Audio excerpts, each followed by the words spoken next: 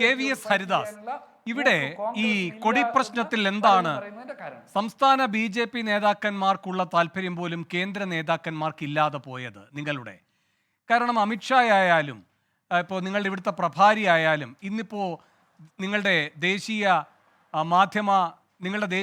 തലത്തിലുള്ള മാധ്യമങ്ങളോട് ഇന്ന് പ്രതികരിച്ച പ്രതിനിധി ആയാലുമൊക്കെ സംസാരിച്ചത് ഈ പറയുന്ന SDPI പിന്തുണയെ പറ്റിയാണ്.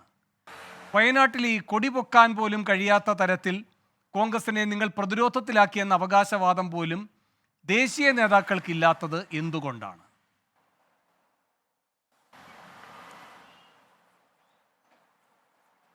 അല്ല വേണു, ദേശീയ നേതാക്കന്മാർ പ്രതികരിക്കേണ്ട വിഷയങ്ങളിൽ പ്രതികരിക്കും.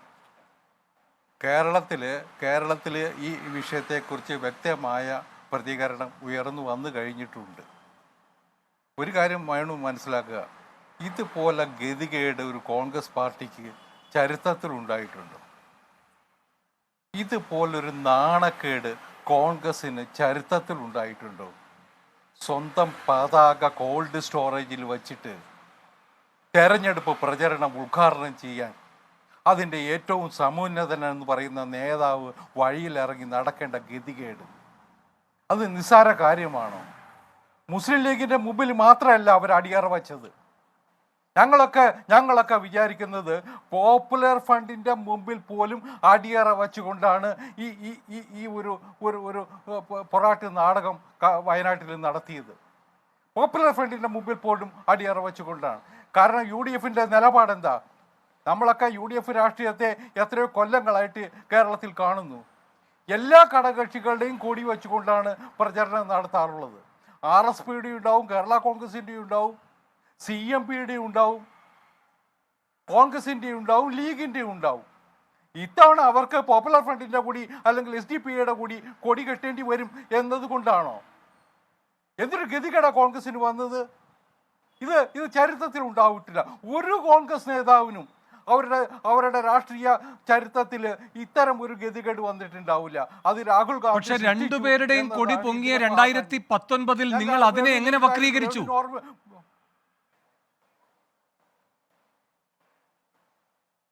അല്ല, അതിലേക്ക് വരാം.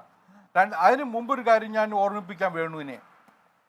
സ്വാതന്ത്ര്യം കിട്ടിയതിന് ശേഷം 1950 മറ്റാണ് പണ്ഡിറ്റ് നെഹ്റു കോഴിക്കോട് വന്നപ്പോൾ അദ്ദേഹം പ്രസംഗിക്കേണ്ട വേദിക്ക് മുകളിൽ പച്ചക്കൊടി ഉണ്ടായിരുന്നു. കോഴിക്കോടാണ് വേദി.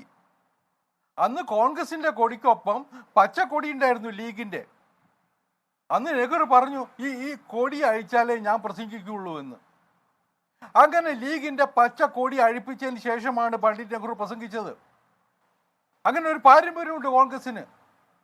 അതുകൊണ്ട് ഇവരിപ്പോൾ എന്തെല്ലാം പറഞ്ഞാലും ആ നെഹ്റു പരമ്പരയിലെ പുതിയ അവതാരമാണല്ലോ ഇവിടെ മത്സരിക്കുന്നത്. അതുകൊണ്ട് ഇവർ എന്തെല്ലാം വിളിച്ചു കൂവിയാലും ഇതൊരു നാണം കെട്ട കീഴടങ്ങലാണ്. മുസ്ലിം ലീഗിന് മുമ്പിൽ, പോപ്പുലർ ഫ്രണ്ടിന് മുമ്പിൽ കീഴടങ്ങലാണ്. അത് രാജ്യം മുഴുവൻ കാണും, രാജ്യം മുഴുവൻ ചർച്ച ചെയ്യും. വരുന്ന ദിവസം ഇന്ത്യ ചർച്ച ചെയ്യാൻ പോകുന്നത് ഈ കോൺഗ്രസിന്റെ 2019 കോൺഗ്രസിന്റെയും ലീഗിന്റെയും കൊടികൾ പാറിക്കളിച്ചു. ആ ഘട്ടത്തിൽ നിങ്ങൾ കൊടിയുടെ എണ്ണം എത്ര എന്ന് താരതമ്യം ചെയ്തു. അതിനുശേഷം ലീഗിന്റെ കൊടിക്കാണ് എണ്ണം കൂടുതലെന്ന് കണ്ടിട്ട് അത് പാകിസ്ഥാൻ കൊടി എന്ന നിലയിൽ നിങ്ങളുടെ യോഗി ആദിത്യനാഥ് അടക്കം വക്രീകരിച്ച് പ്രചരിപ്പിച്ചു. ആഭ്യന്തരമന്ത്രിക്ക് അഭിമാനകരമായി അദ്ദേഹത്തിന് തോന്നുമെങ്കിലും നിങ്ങളാണല്ലോ ഈ നാടിൻ്റെ സുരക്ഷയുടെ ഏകരക്ഷാകർത്താക്കൾ. നിങ്ങളെപ്പോലും ജാള്യപ്പെടുത്തുന്ന രൂപത്തിലുള്ള അദ്ദേഹത്തിൻ്റെ പ്രതികരണം വന്നല്ലോ ഈ കാര്യങ്ങളെല്ലാം നടക്കുന്നത് ഇന്ത്യയിലോ പാകിസ്ഥാനിലോ എന്ന്. അപ്പോൾ ഇതൊക്കെ ഏത് തരത്തിലുള്ള ചിത്രണമായിരുന്നു?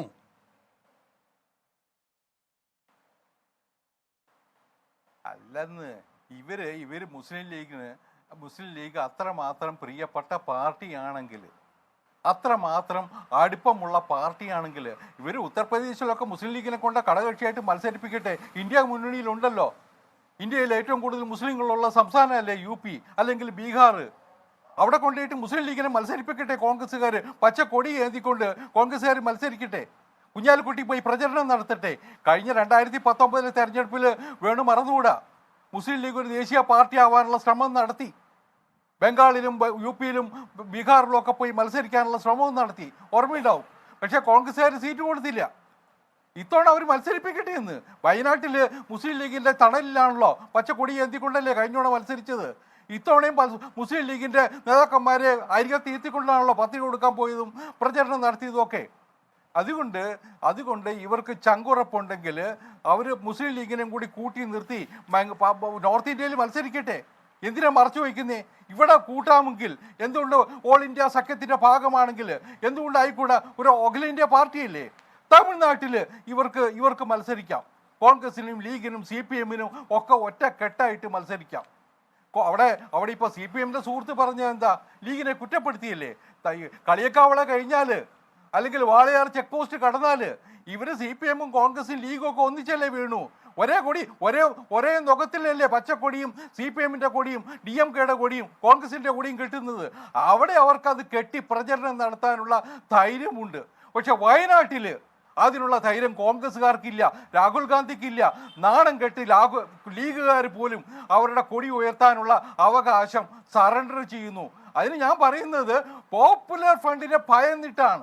പോപ്പുലർ ഫണ്ടിൻ്റെ കൂടി സമ്മർദ്ദങ്ങൾക്ക് വഴങ്ങിക്കൊണ്ടാണ് ഇവർ ഇത്തരം ഒരു രാഷ്ട്രീയ പോരാട്ട നാടകത്തിന് തയ്യാറായത് എന്നതാണ് ഞങ്ങളുടെ നിരീക്ഷണം. പക്ഷെ അങ്ങേക്കറിയുന്നത് പോലെ മറ്റ് ജില്ലകളിൽ അല്ലെങ്കിൽ മറ്റ് സ്ഥാനാർത്ഥികൾ പ്രകടന പത്രിക നൽകാൻ പോകുമ്പോഴായാലും റോഡ് ഷോ നടത്തുമ്പോഴായാലും കോൺഗ്രസിൻ്റെയും ലീഗിൻ്റെയും ഒക്കെ പതാകകളുണ്ട്. അപ്പോൾ അവിടെയൊന്നും ഇല്ലാത്ത പോപ്പുലർ ഫ്രണ്ടിനോടുള്ളൊരു വിധേയത്വം വയനാടിനോട് മാത്രമായി കാണിക്കുന്നത് എത്രമാത്രം അങ്ങയുടെ വാദഗതി യുക്തിസഹമാണെന്ന് അങ്ങ് ആലോചിക്കുന്നത് നന്നാകും. ഞാൻ അങ്ങയിലേക്ക് വരാം. ശ്രീ MN കാരശ്ശേരി, ഇവിടെ ഇപ്പോൾ മാഷ് പറഞ്ഞോളൂ. KVS മാഷ് പറഞ്ഞോളൂ. അല്ല വേണു, ഈ പോപ്പുലർ ഫ്രണ്ടുകാരൻ UDF-ന് പിന്തുണ കൊടുക്കുന്നു എന്ന് പറഞ്ഞത് 2 ദിവസമായിട്ടും. സാധാരണ നിലയ്ക്ക് രാഹുൽ ഗാന്ധി വയനാട്ടിൽ വരുന്ന സമയത്ത് ഞങ്ങൾ അതിനെ അനുകൂലിക്കുന്നുണ്ടോ ഇല്ലയോ? ഞങ്ങൾക്ക് പോപ്പുലർ ഫ്രണ്ടിൻ്റെ പിന്തുണ വേണോ വേണ്ടയോ? തുറന്ന് പറഞ്ഞുകൂടെ? കഴിഞ്ഞ തെരഞ്ഞെടുപ്പിൽ കർണാടകത്തിൽ പോപ്പുലർ ഫ്രണ്ടിൻ്റെ സഹായം ഇവർ തേടി. അതിനു മുമ്പത്തെ കർണാടക നിയമസഭാ തെരഞ്ഞെടുപ്പിൽ 10-26 മണ്ഡലങ്ങളിൽ നോമിനേഷൻ കൊടുത്ത പോപ്പുലർ ഫ്രണ്ടുകാർ അവസാനം പത്രിക പിൻവലിച്ച് കോൺഗ്രസിന് പിന്തുണ കൊടുത്തു. ഗുജറാത്തിൽ പോലും കഴിഞ്ഞ ഗുജറാത്ത് തെരഞ്ഞെടുപ്പിൽ പോലും പോപ്പുലർ ഫ്രണ്ടുകാർ പണം കൊടുത്ത് കോൺഗ്രസിനെ സഹായിച്ചത് ചരിത്രത്തിൻ്റെ ഭാഗമാണ്. അപ്പോൾ അത് മാത്രമോ, CAA സമരകാലത്ത് ഷഹീൻ ബാഗിൽ ആരാ നേതൃത്വം കൊടുത്തിരുന്നത്? അതിൻ്റെ മുഴുവൻ ചരിത്രം ഇനിയിപ്പോൾ പുറത്തു പറയണോ? അന്ന് കോൺഗ്രസ്സുകാർ, കേരളത്തിലെ കോൺഗ്രസ് MP-മാർ പോലും അവിടെ പോയി സത്യാഗ്രഹിക്കുകയും പോപ്പുലർ ഫ്രണ്ടിനൊപ്പം നൃത്തം വയ്ക്കുകയൊക്കെ ചെയ്ത് ഓർമ്മയില്ലേ? ശരി. പക്ഷെ അപ്പോഴും വരുന്നില്ല. കശ്മീരിൽ ഇപ്പോൾ ഈ അടുത്തിടയ്ക്ക് പോലും ഓരോരോ രാഷ്ട്രീയ സംഘടനകളെ അതിന്റെ തീവ്രവാദ സ്വഭാവം വെച്ച് നിങ്ങൾ നിരോധിക്കുന്നുണ്ടായിരുന്നു. ഇവിടെ പോപ്പുലർ ഫ്രണ്ടിനെ നിങ്ങൾ നിരോധിച്ചിട്ടുള്ളൂ. നിങ്ങൾ ആ ഘട്ടത്തിലും വളരെ ശുഷ്കാന്തിയോടെ SDP-യെ നിലനിർത്തുകയാണ് ചെയ്തിട്ടുള്ളത്. അതിന്റെ പിന്നിലെ ഉദ്ദേശം എന്താണ് എന്നതും അങ്ങയുടെ വാദഗതികളിൽ നിന്ന് വ്യക്തമായി വരികയും ചെയ്യുന്നു. ഞാൻ അങ്ങയിലേക്ക് വരാം.